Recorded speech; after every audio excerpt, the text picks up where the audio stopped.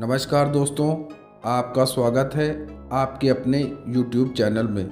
मित्रों, आज की वीडियो में हम बात करेंगे कि मंदोदरी के दो पति कौन थे और इनकी कथा जानकर निश्चित ही आप चौंक जाएंगे। पुलत्स्य ऋषि के पुत्र और महर्षि अगस्त्य के भाई महर्षि विश्वशर्मा ने राक्षस राज सुमाली और ताड़का की पुत्री राजकुमारी कैकसी से विवाह किया था। कैकसी के 3 पुत्र और 1 पुत्री थी, रावण, कुंभकर्ण, विभीषण और शूर्पणखा। विश्वशर्मा की दूसरी पत्नी ऋषि भारद्वाज की पुत्री इलाविडा थी, जिससे कुबेर का जन्म हुआ था। इलाविडा को वरवर्णी भी कहते हैं। कुछ मान्यताओं के अनुसार इलाविडा चक्रवर्ती सम्राट तृणबिंदु की अलाम्बुसा नामक अप्सरा से उत्पन्न पुत्री थी। इस तरह रावण के सौतेले भाई थे कुबेर।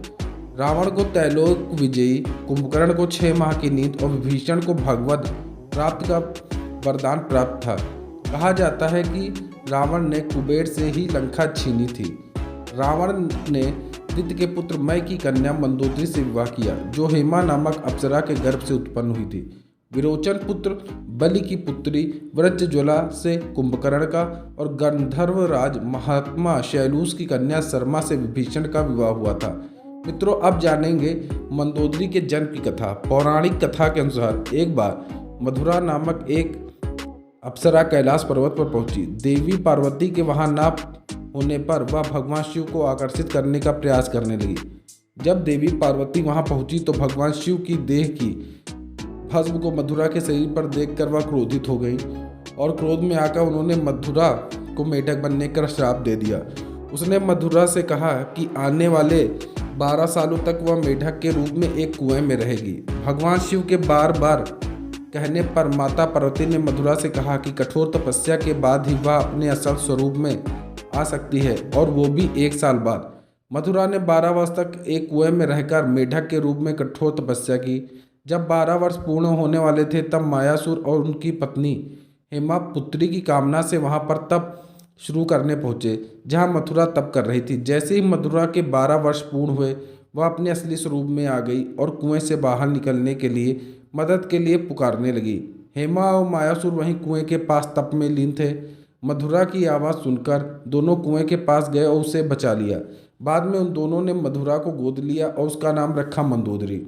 अब मित्रों, जानेंगे मंदोदरी की कुछ खास बातें।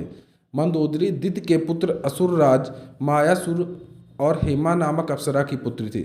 5 कन्याओं में से एक मंदोदरी को चिरकुमारी के नाम से भी जाना जाता है।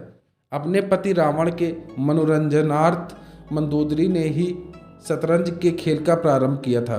मंदोदरी से रावण को मिले थे ये पुत्र, जिनके नाम क्रमशः अक्षय कुमार, मेघनाथ और अतिकेय है। महोदर, प्रहस्त, विरूपाक्ष और भीकम वीर भी मंदोदरी के ही पुत्र थे। एक कथा में वर्णित है कि रावण की मृत्यु एक खास बाण से हो सकती थी। इस बाण की जानकारी मंदोदरी को थी। मंदोदरी जी ने इस बाण का पता लगाकर चुरा लिया था, जिससे राम को रावण का वध करने में सफलता मिली। सिंघल द्वीप की राजकन्या और एक मृतका का भी नाम मंदोदरी था। हालांकि जनश्रुति के अनुसार मंदोदरी मध्य प्रदेश के मंदसौर राज्य की राजकुमारी थी। यह भी माना जाता है कि मंदोदरी राजस्थान के जोधपुर के निकट मंडोर की भी राजकुमारी थी। कहा जाता है कि भगवान शिव के वरदान के कारण मंदोदरी का विवाह रावण से हुआ था। मंदोदरी ने भगवान शंकर से वरदान मांगा था कि उनका पति धरती पर सबसे अधिक विद्वान और शक्तिशाली हो। मंदोदरी श्री विल्लेश्वर नाथ मंदिर में भगवान शिव की आराधना की, और यह मंदिर मेरठ के सदर इलाके में है, जहां रावण और मंदोदरी की मुलाकात हुई थी। रावण की कई रानियां थीं, लेकिन लंका की रानी सिर्फ मंदोदरी को ही जाना जाता है।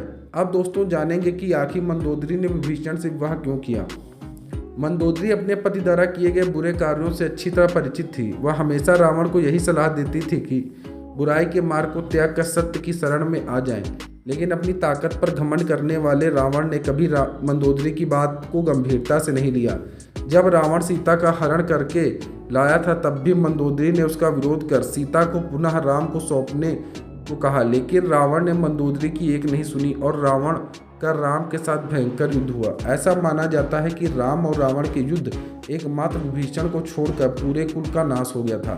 रावण की मृत्यु के पश्चात रावण के कुल के विभीषण और कुल की कुछ महिलाएं जिंदा बची थीं। युद्ध के पश्चात मंदोदरी भी युद्ध भूमि पर आ गई।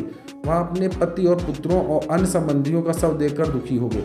फिर उन्होंने प्रभु श्री राम की ओर देखा, जो अलौकिक आभा से युक्त दिखाई दे रहे थे। श्री राम ने लंका के सुखद भविष्य हेतु विभीषण को राजपाट सौंप दिया। अद्भुत रामायण के अनुसार विभीषण के राज्याभिषेक के बाद प्रभु श्री राम ने बहुत ही विनम्रता से मंदोदरी के समक्ष विभीषण से विवाह करने का प्रस्ताव रखा।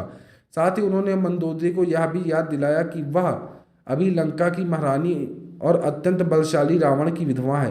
कहते हैं कि उस वक्त तो उन्होंने इस प्रस्ताव का कोई उत्तर नहीं दिया, परंतु जब प्रभु श्री राम अपनी पत्नी सहित और अपने भाई लक्ष्मण के साथ वापस अयोध्या लौट आए, तब वह पीछे से मंदोदरी ने खुद को महल में कैद किया और बाहर की दुनिया से अपना संपर्क रखना खत्म कर लिया। कुछ समय बाद वह पुनः अपने महल से निकली और विभीषण से विवाह करने के लिए तैयार हो गई। लेकिन मंदोदरी के बारे में इन बातों पर विश्वास करना थोड़ा मुश्किल है, क्योंकि मंदोदरी एक सती स्त्री थी जो अपने पति के प्रति समर्पण का भाव रखती थी। ऐसे में मंदोदरी का विभीषण से विवाह करना अपने आप में हैरान करने वाली घटना है। हालांकि रावण से इतर कि रामायण में ऐसी कई अजीब किस्से हैं जो यह भी सुनने और सोचने पे मजबूर कर देते हैं, क्या ये ऐसा हुआ होगा। परंतु उस समय ये सब चीज़ें आम बात थीं और सुग्रीव ने भी बाली के मर जाने के बाद उसकी पत्नी से विवाह कर लिया था। तो इससे यह सिद्ध होता है कि हो सकता है मंदोदरी ने अपना विवाह दोबारा विभीषण से कर लिया हो और इस तरीके से मंदोदरी को दो पति मिले, एक तो रावण और दूसरा उनका छोटा भाई विभीषण। मित्रों, क्या आपको इस बारे में पहले से जानकारी थी? आपको वीडियो कैसी लगी कमेंट बॉक्स में अवश्य बताएं। धन्यवाद।